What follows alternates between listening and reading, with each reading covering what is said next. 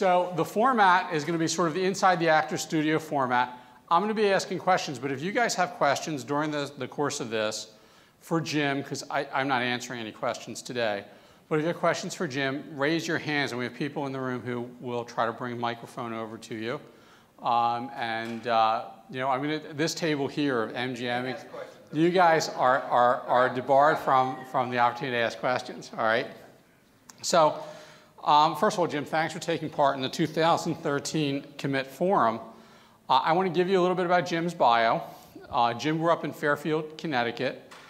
He received his undergraduate degree at Trinity College, where he studied art history and urban planning. And then he went to work on Wall Street as a securities analyst and became a chartered financial analyst in 1991. He was later elected to the firm's board of directors, so a very successful career in Wall Street as a financial analyst. And then he actually was working on the MGM grand recapitalization when they recruited him into the company in 1996 as the CFO, or rather 1998 as the CFO of MGM. Now, most of you, we talked about other languages this morning. You know, Sawubona, which is I see you in Ubuntu, and Sakona. Most of you know the word CFO in Ubuntu means sociopath. All right. So we're actually going to talk in a few minutes about how does a CFO become one of the most responsible CEOs in the business world. So he became Chief Operating Officer in 2007 and then Chairman in 2008. And you inherited the CEO responsibility at an incredibly difficult time. And we're in the middle of the Great Recession, and we're going to talk about that, and went through a campaign to sort of build the company. They did a number of acquisitions, and in the middle of the recession, they have 10,000 workers, and I'm sure you're going to bring this up, working on the largest, what is now Gold LEED certified, you know, resort in the world. Okay, so Jim, you know, just to start out with the first question, and what I want to do in front of the audience is I want to test your personal integrity. Okay, because I have a lot of questions here, and just to let the audience know, some of these questions, this interview can go really easy for you in front of this audience. Your team's right here, or it can go really hard for you. So the first question I have is, I'm only silver level at your player's card. Do you know anyone that can help me maybe bump this up a little? I mean, you know, can I like bypass? I've got my M Life card right here, folks. You got to spend it to go up, man. You got to go. All right, this ain't gonna be fun for you, man. Sorry. Well, I'm not having fun at Bellagio. You're not having fun at the Marriott. All right. So you see, we spent some time together. All right, you've developed a number of great programs since you became CEO, and we opened with the Inspire Your World presentation, which was very touching for a lot of people. These seem to be deeply ingrained values in you. So what were the influences in your life? We talk about programs, but I want to talk about you as well and your perspective. What sort of influenced you and made this kind of programming so important to you personally? Well, I feel we're all a product of our environments. I actually had a great childhood. It's not a tale of woe in any respect, but middle-class family. My father was in the seminary for 3 years, and luckily for me, he bailed. Otherwise, I wouldn't be here. All right. I grew up around Jesuits. I grew up around a very faithful, faith-based community of my family, and we were taught at a very early age the duty to serve. To those who have been given much, much is expected, and so it really became a core value early on. My family's from backgrounds of doctors and psychiatrists and priests, and I was the black sheep. I went to Wall Street, so I felt I had to redeem myself at some point in time, and I'm still not quite there yet, but I'm working on it. Well, you know, you've mentioned service is important to you, and you've got a number of service-oriented programs that support the community. One of the things that you mentioned your family and the influences, I know you wear a bracelet that says make the world a better place. And I know it's a difficult topic, but I was wondering if you would talk about that with the audience and tell us what that message is and what that reminds you of and the significance of it. I'm the second oldest of my family. The oldest, my brother John, was by far the smartest of all of us. I think all my other brother and my sister would agree to that point. He went off to medical school, and he worked here in New York. He was a resident at St. Vincent's Hospital in the Village for many years. Then he went to Yale, and he became the head of the Yale Cancer Center. He was one of the top oncologists in the United States, a lung cancer specialist. And in fact, it was because of him and my wife that we started Nevada Cancer Institute. In fact, a couple folks here used to work there, and we treated thousands of people. We opened the doors of the Cancer Institute in September of '05, and he died 2 months later in December of '05 of the same thing my father died of, which is melanoma. There's a lot of cancer in my family. My brother was 47 at the time. My dad was 59 when he passed away. We have never gotten over that, but John's message to all of us, he was truly a caregiver. He was the most kind person that I've ever met. And he always used to say, improve the world. And he always felt that no matter who you were, you could do more than you're doing. And he inspired me to do more. And we had a, kind of a thing about it, because he was, helping cure cancer, and I was making a lot of money on Wall Street. So he wanted to make sure I gave back more, and I wanted to make sure he had some fun. And we kind of met in the middle a little bit.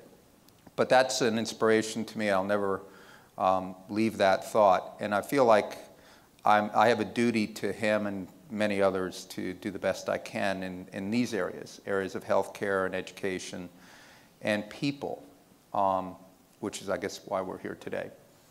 So how does the healthcare, the education, how does that translate into the way you prioritize programming for your workforce? I mean, how does that influence? Because as a CEO, I know that there are a plethora of programs and charities and needy things that can be addressed in our world, but how does it sort of focus you into what you are supporting as a CEO? Well, a couple things. When I was here in New York, I was a well-known securities analyst. I made a lot of money, to be honest. But I never felt part of an organization. I felt like I was a kind of independent agent. Mm-hmm. And I didn't feel the kind of loyalty to my firm. In fact, it's not exactly a character trait of many people on Wall Street to be particularly loyal to their firms, but given the long resumes of many of them. But when I went to Las Vegas, I realized I was part of a bigger picture. I was part of a team of people. And what I did and what I said meant a lot. And I couldn't be as cavalier in my actions or in my thoughts without affecting others that I cared about. 58% of my total expenses is payroll. We're a minority-majority company. 63% of my employees are from a diverse background, from every part of the world. They speak multiple languages, all kinds of different religions, race, gender. And I left one good old boy network on Wall Street, which I didn't like, and I moved into another good old boy network, which is the gaming industry, which I equally despised. And so I think anything I can do to improve the quality of the work experience, to make people feel like they're valued regardless of who they are, who they knew, where they're from, what religion they practice, I'm winning. I'm winning because people don't have to come to Las Vegas. They just, we're not providing an essential need. Mm-hmm. They go to Las Vegas or our other resorts because they have a good time. They're having good experiences. They're doing business, connecting with friends or family. They cannot have that good experience without the personal interaction with the employees. So programs that we've put into place, I can prove to myself at least, are good investments because they're creating a better, not only work environment, but they're creating a better hospitality environment for the guests, which should drive better and higher revenue. So in that vein, I was out at Mandalay Bay to meet with a member of your team a few months ago. And then I went to the Bellagio over July 4th, which would have been better if I had maybe a higher comp level. But it was okay. I enjoyed myself anyway. You know, and then I was back at Mandalay Bay to speak at Meeting Planners International. So everywhere I went, I asked the employees sort of that you know, whether it was a driver or a dealer or a bartender, whatever, how do you like working here? What do you like about working at MGM, you know, Resorts? Now here we are in front of a live audience, right here, right now. Do you want me to tell you what they actually said? Please do. Okay, you sure? Absolutely. All right. Well, he asked for it. The people were incredibly positive, and they had no idea who I was, which was troubling for me personally. But they had no idea who I was, and no idea that I was coming to meet their head of communications, Clark Dumont, or meeting with you. So I was just asking them as I went through the process. And what really impressed me was, first of all, how diverse the population was, and secondly, how long tenured they were for casino and sort of retail hospitality business. I mean, the one fellow who drove me from the airport had been with the company 18 years. Mm-hmm. And so that's through a lot of different iterations. And I asked him, how come you've been there so long? He said, you know, I feel like they listen to me. Mm-hmm. He said, my needs are simple. I want to feel like, you know, if there's something that's not right or whatever, that people listen to me. And I said, that's interesting. So it really, a lot of what is there in culture has been, you know, I could tell, you know, before I came to the meetings with you folks. And I know you've done a lot to promote diversity programs as CEO, and it was very clear in the presentation we saw yesterday by your employees. But you related a story to me about, and people will look at you and I and go, all right, these are white guys about 50, they're ruling the world, and they know it, all right? White guys in suits, all right? But you related a story to me about working at a golf course. And because I asked you about what influenced your passion for diversity, and I was wondering if you would share that with everyone. I will. I have to preface by saying that certainly I can't possibly imagine the level of prejudice many people have experienced as a white male. You know, I've had a blessed life relative to so many people that I know and I wish I could get to know. But I was a caddy on a golf course in Connecticut, and it's a beautiful course, but they didn't let blacks in, they didn't let Jews in, they didn't let Catholics in. In fact, if you weren't a WASP, you just weren't getting into the club. And I caddied there for one summer. That was enough. All it took to see these, you know, kind of jerk-off guys, you know, make me carry double bags and not even tip me at the end of the day, and you know, in the heat. And first off, I hate golf, by the way. That's why I hate golf. And secondly, it's a, you know, a story of a young kid. I couldn't have been 12, but that stuck with me 40 years later. It's just any time any group is being in any way discriminated against for any reason, we all fail. We all fail. I think John McCain said it well in that video. Anytime, for whatever reason, we're a lesser community because of that. And it doesn't have to be about religion or race or gender. It could be about political points of view. It could be what kind of art that you like versus I. You know, anytime you can't listen to someone else and appreciate their point of view, we fail as a community. And I feel like one of the greatest gifts that I've been given is the gift of our diversity program at MGM. And now, you know, I worked here, as I said. I didn't tell you this, but so we all remember vividly where we were on 9/11. Mm-hmm. I knew well because my wife worked on Wall Street. She was better than I am, that's why I left. But she ran global consumer products research for Merrill Lynch. Her office was at the Trade Center. And I was in San Francisco. I was supposed to come home because we had 2 little babies at the time, and she was going to fly here. Well, I got delayed in San Francisco, so she couldn't fly to New York, and that's why she wasn't in the Trade Center on 9/11. Now, so we just got lucky in one sense, very lucky. But I lost hundreds of people I knew. You spend 14 years on Wall Street. I had clients, I had people that used to work for me, and I just couldn't understand how anyone could hate us so much, that there could be so much hate that they would hurt so many innocent people. And I was very angry. I don't know how you all felt about it, but I was really, really angry. And what saved me was our diversity program. I don't think my guys know that, but I did a recharge. We call them recharges at our company. So even though once you go through the program, you could always go back, and I went back, and that calmed me down a little bit.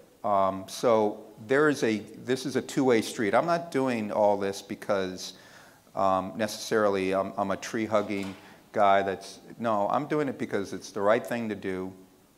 I'm doing it because I can make a difference, and I owe it to myself and everyone I know to try to make a difference. Okay, and that's a great story. And I just want to tell the audience that the golf course story that Jim was just kind enough to share with us is something his own team didn't know. I got it out of him during a conversation that we had a couple of weeks ago. And whenever anyone feels less, I think to Senator McCain's point, it demeans the entire human race. Absolutely. You know, there's just no question. So you said you know, for you it's because it's the right thing to do and it's good business, and you're not a tree hugger or whatever. And I love trees, actually. Kind of a tree hugger. But what happens in Vegas stays in Vegas, man. I'm just saying. I love trees, plants, bushes. Right. Right. Cactus. If we keep joking about this stuff, Sorry. we're going to start assuming a Borscht Belt routine. You know, folks, try the veal. Anyway, so you started your career, you know, as you said, in the financial world, and one doesn't like typically think of a CFO as being interested in sort of soft subjects like CSR. So when we talked, you point out a number of ways in which your conservation programs both are positive in both short-term and long-term, you know, goals. I'd like to see if you'd share some of the examples of some of the conservation projects and how you're sort of managing the metrics and the justifications and what you're doing and how those things sort of affect the environment, et cetera. So if you could just share that. Well, I would, and I will. And I got to identify Cindy Ortega right there, who runs our energy department, and she is a rock star. And the reason why I can talk about some of these things that we do, but when we conceived the city center, I only had a few, you know, must-haves. One was I wanted proper urban planning because Las Vegas has been built, in my opinion, haphazardly with not a really good civic overlay to it, which means that the pedestrian and vehicular circulation is not what it should be. I wanted the best possible architects because I thought the city, it was maturing to a point where it needed to find those great talented men and women that other cities have used for decades. It needed to be green because I think that, frankly, Las Vegas has had a very belligerent attitude toward the environment. I mean, all you need to do is fly over Lake Mead to see what's happened. And I wanted an art program because we don't have a museum, which is, I think, a tragedy of 1.8 million people. When we embarked on the energy program, we didn't have any necessarily any mandated ideas, but we knew if we hired great architects, they'd come up with ideas. And the first thing, we wanted to build our own power plant, and we did. It's a 8.2 megawatt power plant, state of the art. We used excess heat to use and recycle. It saves about 33% energy on this huge compound. It's 18 million square feet. To put that in perspective, that's better than twice as much square feet as the Freedom Towers, to give you how large city center is. And so we've saved enough energy to power 50, 60,000 homes. We use different kind of plumbing techniques, which saves about 34% water. We have been very careful on lighting, and not only at existing properties, we've retrofitted so many. We have about 50 acres of parking garages just in Detroit alone. We redid all the lighting there with LEDs, and we're saving a tremendous amount of energy. So I can variable rate motors. Cindy had to change the law for that, because in Nevada, if you have public pools, you'd have to run your pools with your pumps 24/7. Well, that's because pumps were of an older technology. Better technologies now, you can vary the pump size and also the speed of the pumps and save a lot of energy. So I can prove out, we've proved out to the board that we can invest heavily into technologies and actually save money and have a good return on investment. We're doing the same thing with food right now. I think it's obscene how much food people waste. And I also think it is obviously a national crisis in terms of obesity and childhood obesity. Mm-hmm. And so we've worked hard on better we serve 45,000 meals a day to our employees, just in Las Vegas alone. Mm-hmm. And my wife got on me on this a couple years ago. She said, "What are you doing about that?" I said, "What do you want me to do about it?" I've never won an argument with her. And she said, "Well, come up with better food." So we got all our chefs together. And I don't think I mentioned this to you, but I brought them all together. Every EDR, employee dining room, has an executive chef. And I used the Oprah Winfrey example. I've never met her, but I know she's rich, and she has a personal chef. I said, well, she likes fried chicken, but she knows she shouldn't eat it all the time, so her personal chef makes chicken. It tastes kind of like fried chicken. Okay, so you're the personal chef at Bellagio. You're the personal chef at Mandalay Bay. So come up with better menus, because what we're serving is not cutting it. Because through a long process, we've got to a point where we no longer have. I was in a witness protection program for a while on this one, but we no longer have full sugar sodas. We no longer have full fat milk. We are getting rid of the fryers by the end of the year. That's when I'm going to take a long trip. And we've developed a mindset that you could eat really well, food could be great, less processed foods, more organic, fresh foods. It's costing me millions to do this. It's more expensive. That's why companies don't do it.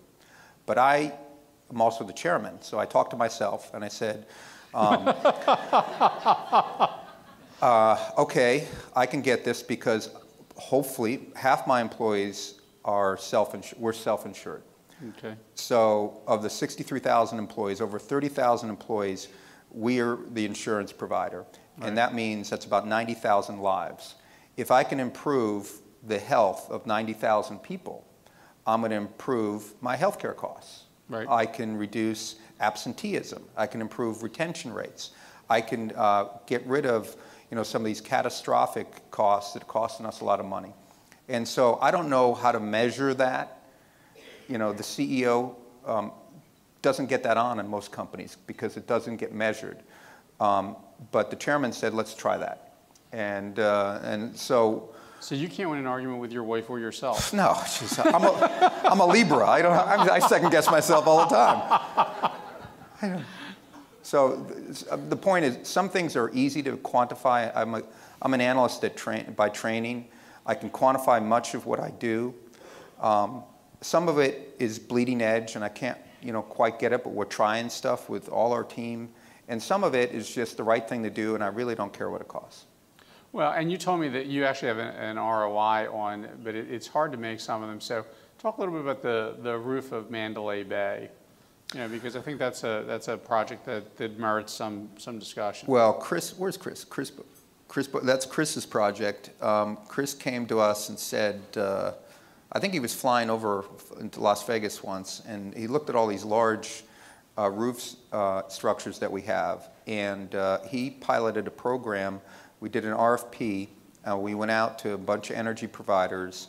We picked a company called NRG, and NRG and MGM are building. It'll be the largest solar array on a conference center in the world, and the second largest of any structure in the United States. We're starting it now.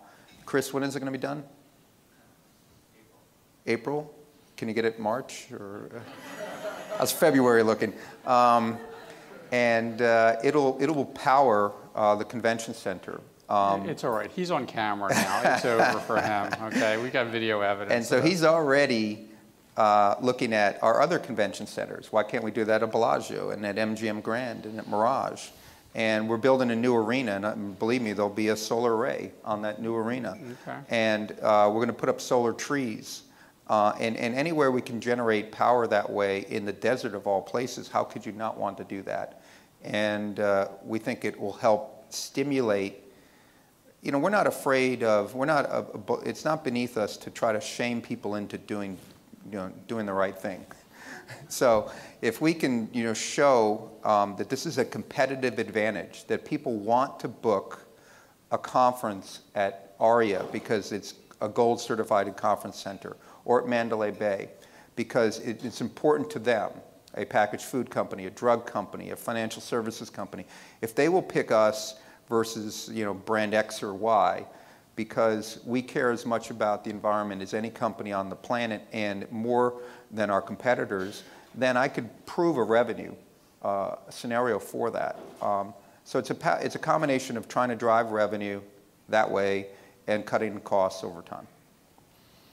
And by the way, if you don't think, and that's a great point, if you don't think that influences folks, how many of you were here at Commit Forum 2012?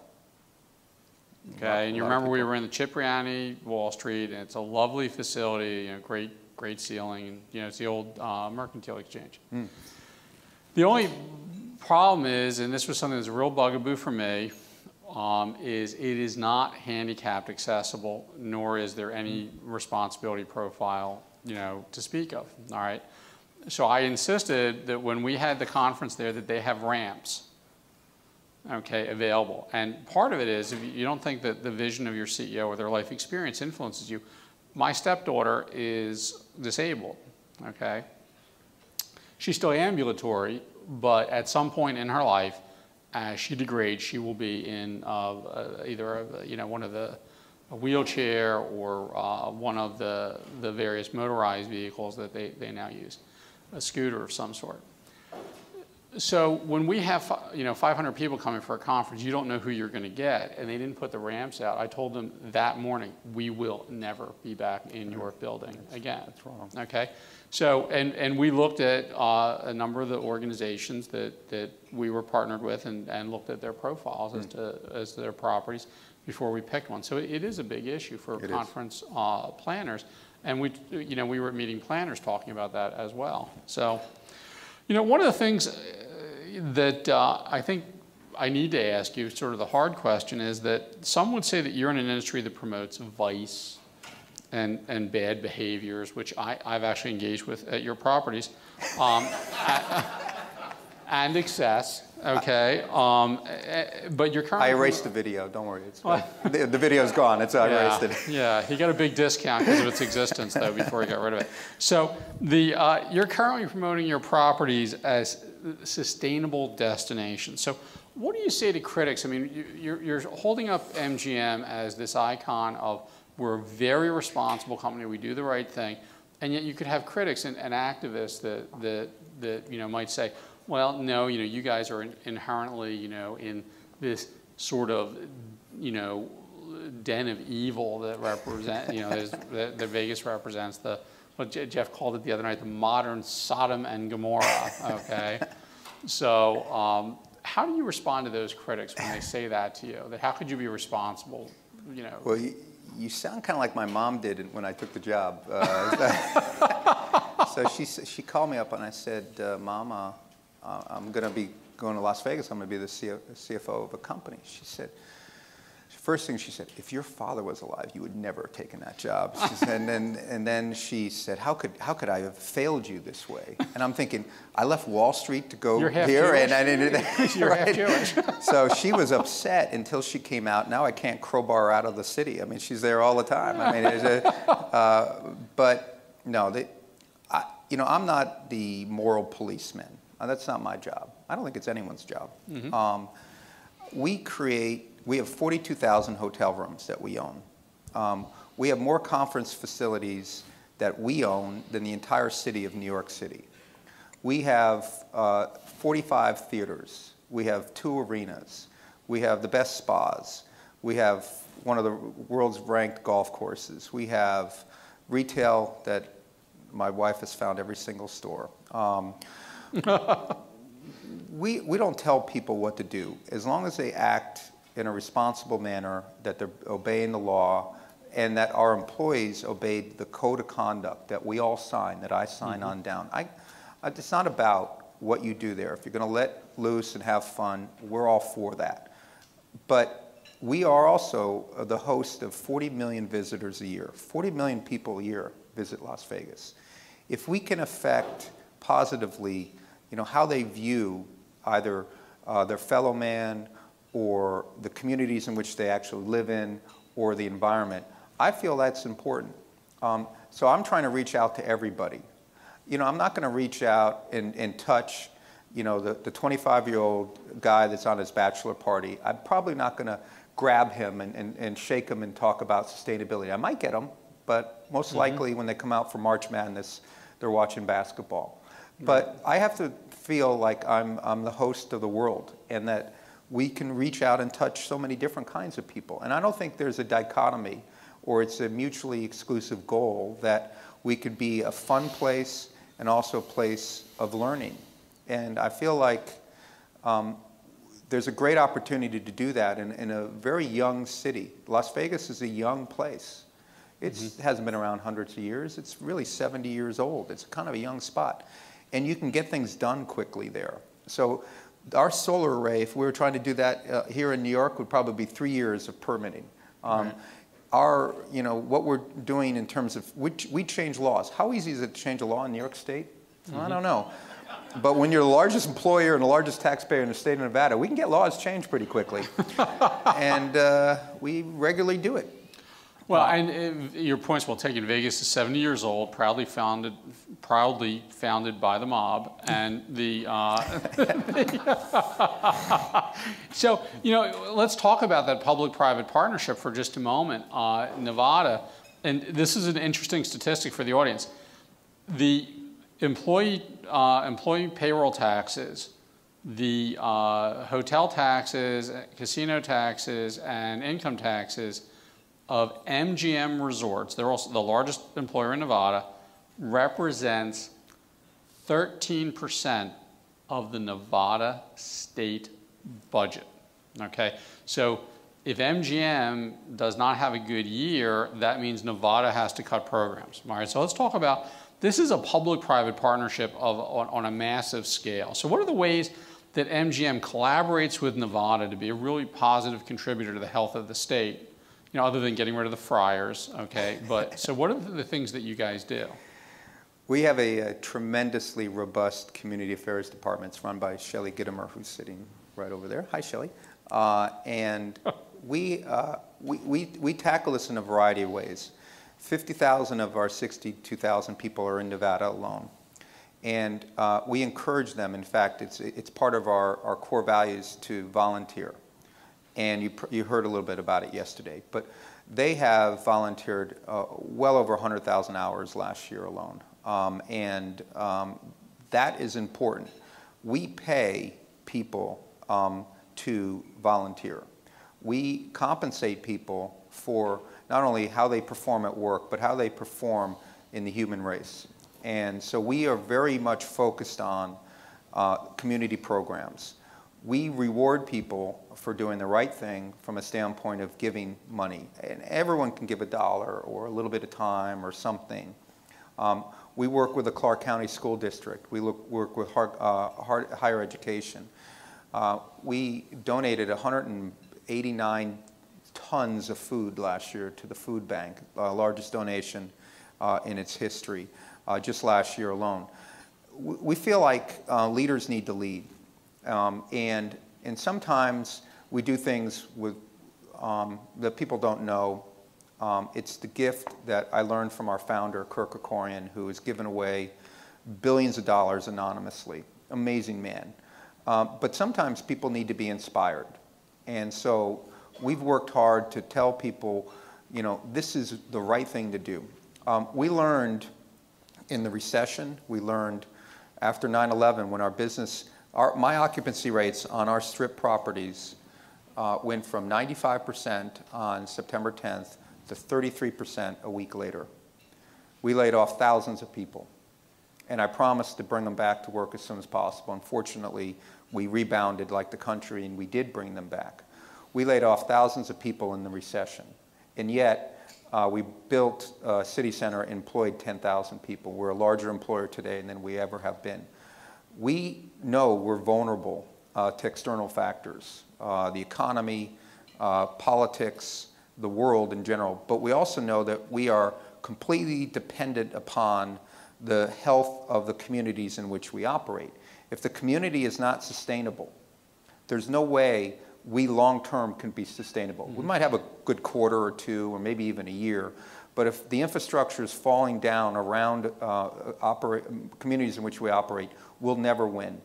And so it is a core value of our company to give back to the communities and to help people with programs so that they can give back as easily as possible. Okay, so let's talk about, I mean, you took over during the recession, you rebounded through it. You've been with the company since 1998, so a long tenure, like many of your employees there. When you think about the programs that you're doing now, or the things that you're thinking about in the near term or the future, what do you want to be Jim Murren's legacy? What are you working on right now where you say, well, I hope this changes this company, this community for the future in a way that'll be remembered? What are those things that you look to the future for? I love my job. I love MGM. I love the fact that we can do amazing things. I don't think much about legacy issues, but I do think about creating an environment where people just are so motivated to go to work, that they are proud that they work at MGM Resorts, that they tell their friends that, you know, I work at MGM, I'm an insider, you know, I know what's going on at the company. I want to make an environment where people are not starving, that they're not getting the education that they deserve, that healthcare is poorly, in some cases, delivered. I want to shake up things. I'm really much a believer of change. I've tried to instill upon the people that work around me that it's okay to make mistakes. Just make some educated bets. We will not have perfect information. I think companies get paralyzed sometimes by not moving quickly enough to adapt to change, any type of change. And so, you know, I'm a young guy, I'm 52. I hope I live a long life. The odds aren't in my favor, given my family, to be very candid, but I'm going to give it a shot. And I want to leave the company at some point in time on the top. You know, I don't want to leave the company by somebody saying, you know, Jim, it's time to go. You know, I will decide when it's time to go. I hope I can leave at the top, and I got a lot of fight left in me, and I want to do this for a long time. And the demonstrable changes that we've made just in the past 4 years gives me great confidence that the next 10 will be spectacular. I don't want to be viewed as a gaming company. I really get kind of annoyed with that. We are an entertainment hospitality company. We'd be one of the largest restaurant companies in the United States if we just break out our restaurant division, let alone everything else we do. And we're not winning awards for being a gaming company. What's so beautiful about this is a team award for us, is that we're being recognized for the kind of collective people we are and what we stand for as a company, regardless of what we do. And that will be my joy watching this develop over the next decade. That's great. We have a couple of minutes left. If you could bring up the house light so I could see if people raise their hands. Just bring up the auditorium lights a little bit. Questions from the audience. We have a couple of minutes. Hi, thank you so much for that presentation. My name's Christine Bader. I was with Corporate Responsibility for BP and author of a forthcoming book about CSR practitioners. My question, you've shared a lot of great examples about environmental initiatives and touched on the social briefly, but the biggest social risk in your industry is human trafficking. Mm-hmm. And you're not a signatory to the Global Business Coalition Against Human Trafficking. I was just wondering if you could share any initiatives that you're doing to make sure that your hotels aren't used to facilitate trafficking. Absolutely. In fact, there was was it last week? I'm sorry? It's the end of this month. We are participating in that. It's a critical issue. It's all around the country, including in Las Vegas. It's despicable, and we are part of that. In fact, Natalie Allen, who will be appearing on the stage in about an hour, did an award-winning 3-part documentary for CNN about human trafficking in Vietnam. I mean, I think the social conscience and awareness of this topic is rising, every day. I'd like to thank Jim Murren for being so candid and so open to some pretty personal questions in front of the group. Ladies and gentlemen, big round of applause for Jim Murren, CEO of MGM Resorts.